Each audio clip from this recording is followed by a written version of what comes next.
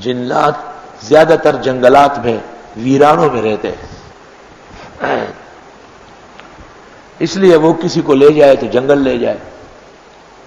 چند سال پہلے یہاں ایک بڑا عجیب واقعہ ہوا، گلستان جوہر میں ایک نئی شادی ہو گئی۔ اس شادی کے ساتھ ایک بلہ آیا اور وہ دلہن جہاں جاتی تھی وہ بلہ اس کو دیکھتا تھا۔ دلہن بیٹھ گئی تو بلہ سامنے کرسی کے نیچے بیٹھ گیا۔ دلہن کھانا کھا رہی ہے، بلہ دیکھ رہا ہے اس کو۔ بلہ بالکل ہری پگڑی والا تھا۔ ایک دن وہ اپنے دولہے کے لیے چائے بنانے باورچی چکھانے جا رہی تھی تو وہ بلہ جو تھا اس نے دامن سے پکڑ لیا منہ میں۔ تو دولہا حیران ہوا، عجیب بلہ ہے، آپ کو دامن سے پکڑا، اس کے ساتھ چلو، کہاں لے جا رہا ہے؟ دولہا کمرے میں بیٹھا ہے اور وہ دلہن کمرے سے باہر نکلی اور غائب ہو گئی۔ پوری عورت غائب بما بلے کے۔ وہ آدمی باہر آیا، صحن میں، کمرے میں، گلی میں، ادھر ادھر شور شرابہ، وہی دلہن کہاں چلی گئی؟ اخبارات میں بھی آیا ہے 2-3 سال پہلے۔ ہر طرح کوشش کی گئی، دلہن نہیں ملی۔ عاملوں سے پوچھنے لگے، کوئی تکڑا عامل ملا، اس نے کہا کہ دلہن کو جنات لے گئے اور کراچی سے 126 کلومیٹر دور ایک جگہ ہے جمپیر، وہاں ایک کنویں کے اندر رکھا ہے، اور میرے بس کی بات نہیں ہے وہاں جانا، صرف جانتا ہوں۔ اس نے کہا خدا کے لیے کوئی تکڑا عامل بتاؤ۔ اس نے ایک عامل کا پتہ دیا کہ وہ اگر کرنا چاہے، انہوں نے اس کو راضی کیا، ساتھ لے گئے۔ عامل نے ایک پتھر پر ناخن سے لکھا کہ خدا کے لیے اس عورت کو واپس کرو، بڑا گناہ ہے۔ نیچے ڈالا، وہ پتھر تیزی کے ساتھ باہر داغ آ گیا۔ عامل نے لیا، دیکھا، اس پہ لکھا ہوا تھا کہ ہم نے اغوا نہیں کیا ہے، دولہے نے خود اس کو کہا تھا کہ اس کے ساتھ چلو، دولہے نے اجازت دی ہے تب میں لے کے آیا ہوں، اس دن تک میں نے انتظار کیا ہے۔ دولہے سے پوچھے تم نے کسی کو اجازت دی؟ کہا نہیں۔ کہا کوئی کتا بلہ؟ کہاں ایک بلہ اس کے ساتھ؟ کہا وہی تو جن تھا۔ اس کے بعد ان سے منت سماجت کی اور ان کو کہا کہ عورت کو باہر نکالو۔ انہوں نے کہا ہم نہیں نکالیں گے۔ عامل مضبوط تھا، اس کو جنات کا عمل پکا تھا، نثار الحق نہیں تھا جس سے کسی کو کچھ فائدہ ہی نہیں ہوا۔ ایک عامل تو وہ تھا جس کا قصہ آپ کو سنا ہے، جو بھاگتا ہوا جا رہا تھا، یا نہیں سنا ہے؟ سورۃ جن میں سنائیں گے بھی نہیں۔ تھوڑی دیر بعد وہ عورت باہر لائی گئی، لیکن اس کے بڑے بڑے بال تھے آنکھوں پہ، چہرے پہ، اور اس نے اپنے خاوند کو اور عزیزوں کو دیکھا تو آنکھوں سے تھر تھر آنسو گرنے لگے، لیکن وہ بول چال بھول گئی تھی، وہ اپنے رنگ میں ڈال چکے تھے اس کو۔ وہ زمین پہ لیٹی رہی اور تھوڑی دیر بعد اس نے دم دے دیا، فوت ہو گئی۔ انہوں نے موبائل کے ذریعے کراچی فون کیا کہ بھائی گاڑی بھیجو، یہ عورت مل گئی اور فوت ہو گئی ہے۔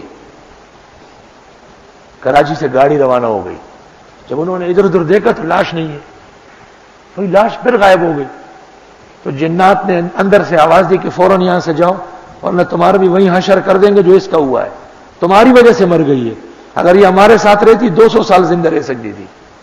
اب جب باہر آ گئی اس کو ہوا لگ گئی، ختم ہو گئی۔ استحوتہ الشیاطین فی الارض حیران۔ جنات یہ کام بھی کرتے ہیں۔ والجان خلقناہ من قبل من نار السموم، جنات آدم علیہ السلام سے پہلے پیدا ہوئے اور وہ آگ کے شعلے سے پیدا ہوئے، اور آگ کے اس حصے سے ہیں جو جل کر راکھ ہوتا ہے، جو کسی چیز کو جلا دے تو وہ سیاہ ہو جاتا ہے، اس لیے جنات اکثر بد شکل ہوتے ہیں۔ اور چونکہ آگ آتشی مادہ ہے تو شرارت کرنے میں بھی بہت آگے ہے۔ امام ابو حنیفہ نے جنات کا عمل اور جنات سے سروکار اور جنات کے ساتھ نکاح منع فرمایا ہے۔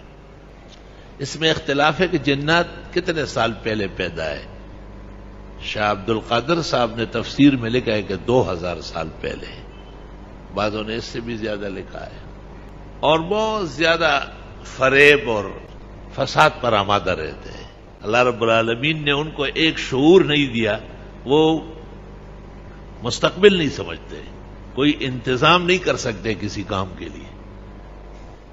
ویسے آپ کہیں کہ یہ عمارت اٹھا لے تو اٹھا لیں گے، اور ان کے لیے بند دیوار بھی رکاوٹ نہیں ہے، رکاوٹ ان کے لیے اعوذ باللہ ہے، لا حول ولا قوت الا باللہ آیت الکرسی ہے، بند دیوار سے پلنگ سمیت نکالنے پر قادر ہے وہ۔ استغفر اللہ واتوب الیہ۔ اور دنیا کے اندر وہ احکام کے پابند ہے، اور ان کو بھی اس بات کی سزا ہوگی کہ تم نے نبی کو کیوں نہیں مانا۔ جنات کے ہاں مشہور ہے کہ 4 پیغمبر ہمارے تھے، ایک آدم علیہ السلام، دوسرے حضرت نوح، تیسرے ابراہیم اور چوتھے حضرت سلیمان۔ حضرت سلیمان سے بہت زیادہ خوفزدہ ہے، اس نے صحیح معنوں میں اپنی طاقت لڑائی تھی ان پر۔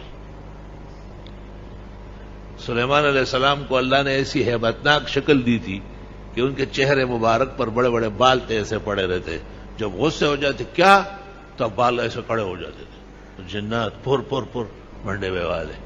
حدیث شریف میں ہے کہ قیامت تک کوئی جنات کا ایسا حاکم نہیں آئے گا جتنا حضرت سلیمان کو اللہ نے ان پر حاکمیت و تسلط نصیب فرمایا تھا۔ حقیقت میں تمام انبیاء اور مرسلین کی تعلیم جس طرح انسانوں کو ہے، جنات کو بھی ہے۔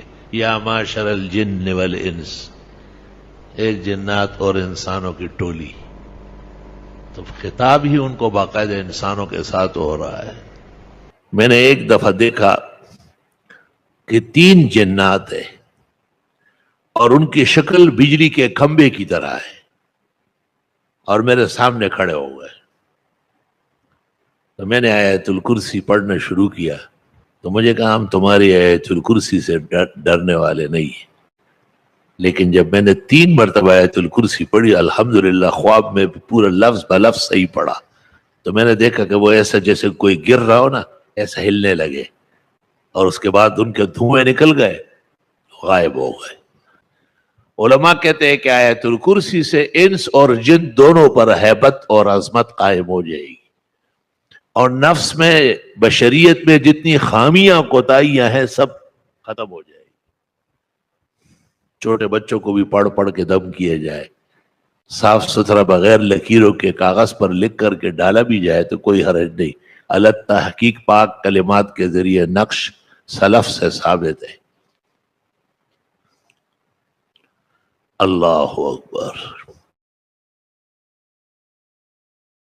السلام علیکم جی دوستو، آپ نے دیکھا اور سنا شیخ مفتی ظہور خان رحمۃ اللہ علیہ کو کہ شیخ مفتی ظہور خان رحمۃ اللہ علیہ کیا بیان فرما رہے تھے۔